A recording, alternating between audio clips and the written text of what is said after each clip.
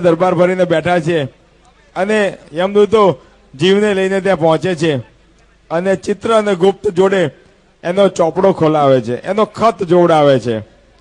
ચિત્ર અને ગુપ્ત જે દરેક મનુષ્યના ખભા ઉપર બેઠા હોય છે અને એને કરેલા સારા અને ખરાબ કર્મનો એ લોકો હિસાબ રાખતા હોય છે.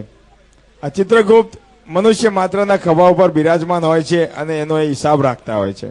આપણને એમ કે આ આપણા કર્મો કોણ જોઈ રહ્યું છે, તો આ કર્મ નોંધાતા જ હોય છે અને તમને પછી એનો હિસાબ આપવો પડતો હોય છે.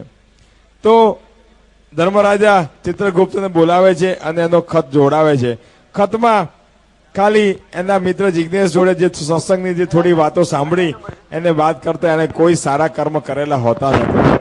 જન્મથી માંડી એને એના અંત સુધી આવી ખરાબ વસ્તુઓ જ કરી હોય છે. તો નિહાળી આગળનું દ્રશ્ય ધર્મરાજાનો દરબાર, જેમાં ધર્મરાજા, જીવ, યમદૂતો અને ચિત્રગુપ્ત નું દ્રશ્ય છે. તો નિહાળીએ આગળનું દ્રશ્ય, નાટક દુર્લભો માનુષો દેહો.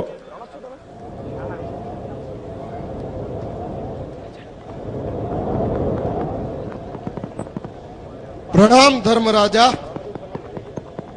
ધર્મરાજ, આ મિતેશ પાપીનું શું કરવાનું છે? મિતેશ પાપીને અહીંયા લેતા આવો. હે યમદૂતો, મિતેશને લેતા આવો.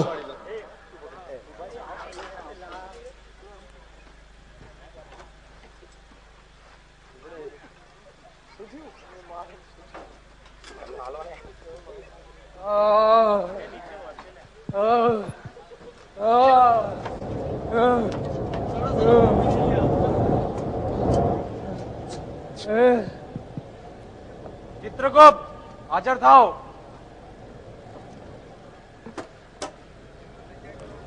ધર્મરાજની જય હો, ધર્મરાજની જય હો. પ્રણામ ધર્મરાજ. ચિત્રગુપ્ત, આ મિતેશ પાપીએ ક્યાં ક્યાં પાપ કર્યા છે એનું ખત જુઓ. હે ધર્મરાજ, આણે તો શરાબ, સુંદરી, સિગારેટ આદિમાં ખૂબ જ મજો કર્યો છે. ખૂબ જ પાપ કર્યા છે એણે. ગુપ્ત, બીજા આણે ક્યાં ક્યાં પાપ કર્યા છે? એ ધર્મરાજ, આ શિયાળે અનેક ઘણા પાપો કર્યા છે. જુગાર રમે છે, ચોરી કરી છે, ઈંડા માંસ ખાધા છે, એ બધું તો ઠીક, વ્યભિચાર પણ કર્યો છે અને ન કરવાના બધા ખરાબ ધંધા કર્યા છે. માટે આને કડીમાં કડી સજા આપવી જોઈએ. મિતેશ પાપી, તે શરાબ, સુંદરી, સિગારેટ આદિમાં ખૂબ મજો કર્યો છે. આ ઉપરાંત પણ તે ઘણા પાપ કર્યા છે. આ વાત સાચી છે? જોરથી બોલ. રાજન, હું બહુ અભાગી. હા, મેં બહુ પાપ કર્યા છે. મારો મિત્ર મને કહેતો હતો પણ હું ના માને. આ બધાને મોકલી દો ને. મિતેશ પાપી, યમદૂતો, આ મિતેશ પાપીને લઈ જાઓ યમપુરીમાં અને આ યમપુરીમાં લઈ જઈ અને આ એના પાપની સજા ભોગવો. અને 5 વર્ષ આ યમપુરીમાં લઈ જઈ ખૂબ પાપની સજા ભોગવો. 5 વર્ષના અંતે એને ભૂંડનો દે આવશે.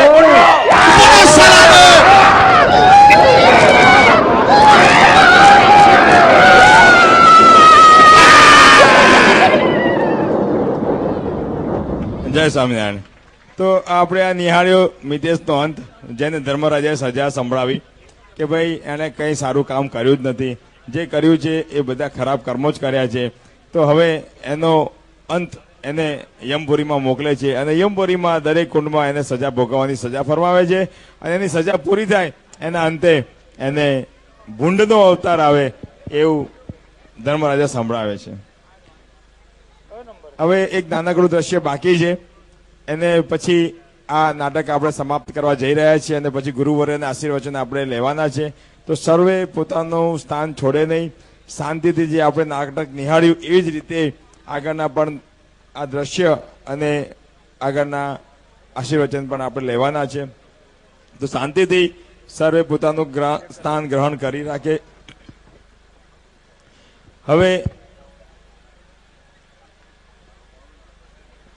નિહાળી આગળનું દ્રશ્ય, જેમાં સત્સંગી જિજ્ઞેશ સ્ટેજ ઉપર આવી અને પોતાની મનની ઉર્મિઓ, પોતાની અંતરની ઉર્મિઓ એ સભા સામે રજૂ કરે છે.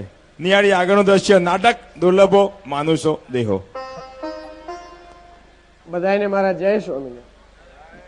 જુઓ હે વડીલો, હે સાહેબો, હે શેઠો, હે ધર્મપ્રેમીજનો, તમે બધા ગૃહસ્થો છો, તે ગૃહસ્થાશ્રમ તે ઉત્તમ આશ્રમ છે.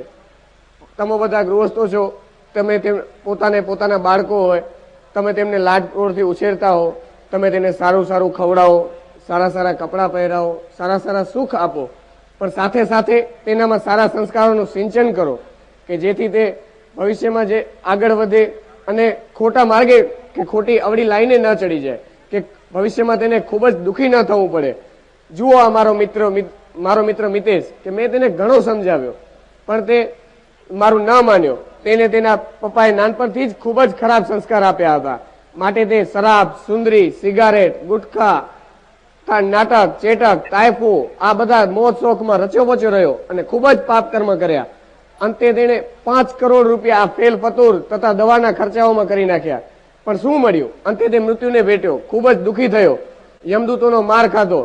માટે સર્વેને નમ્ર અરજ છે કે બધા પોતપોતાના બાળકોને ખૂબ જ સારા સંસ્કાર આપજો. આ બધું ન કરે તે માટે ભલામણ કરજો.